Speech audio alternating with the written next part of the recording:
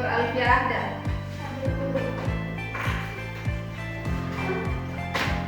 Siapa tidak hadir?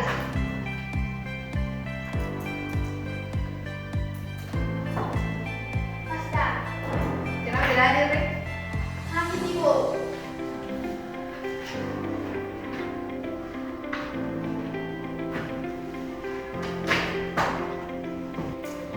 Ada yang tahu kita belajar apa hari ini? Siapa yang tahu itu siklus air? Ya apa?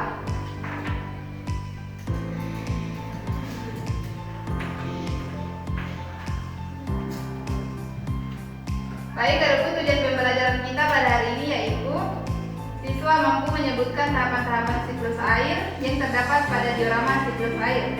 Yang kedua, siswa mampu menjelaskan proses siklus air berdasarkan bagian-bagian yang terdapat pada media diorama. Yang ketiga, siswa mampu menunjukkan alur proses siklus air dengan menggunakan media diorama siklus air. Yang keempat, yaitu siswa mampu menjelaskan hubungan antara setiap tahapan dalam siklus air dengan pembuatan media diorama yang digunakan dalam pembelajaran. Sebelum kita mulai, kerjakan kuitas ini terlebih dahulu.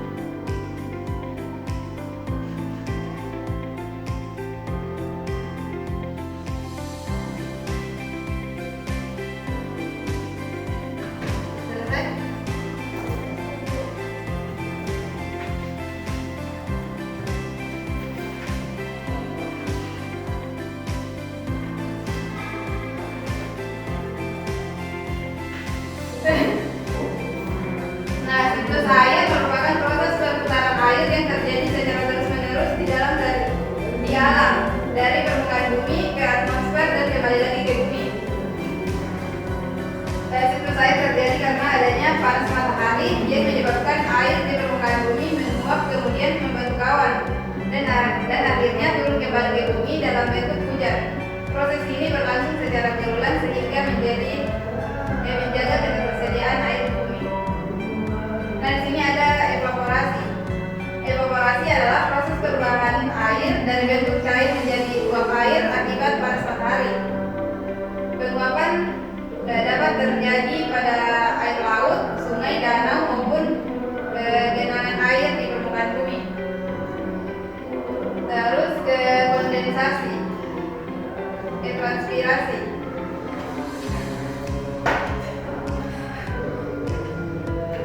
Transpirasi adalah proses penguapan air dari tumbuhan melalui daun. Air yang diserap oleh akar tumbuhan akan dilepaskan kembali ke udara dalam bentuk uap air. Kemudian kondensasi. Kondensasi yaitu proses perubahan uap air menjadi butiran air yang sangat kecil karena suhu udara yang lebih dingin. Selanjutnya yaitu presipitasi. Presipitasi adalah proses jatuhnya air dari awan ke permukaan bumi. Air tersebut dapat turun dalam bentuk salju atau hujan es. Di daerah tropis seperti Indonesia, presipitasi umumnya terjadi dalam bentuk hujan. Kemudian yang terakhir yaitu infiltrasi.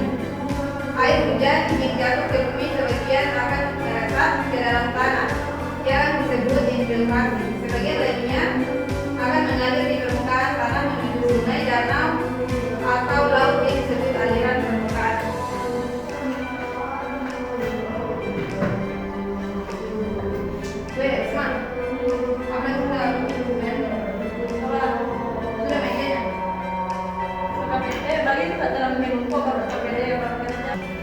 Ada yang ingin ditanyakan? Nah, selanjutnya Ibu akan membagi dalam 3 kelompok.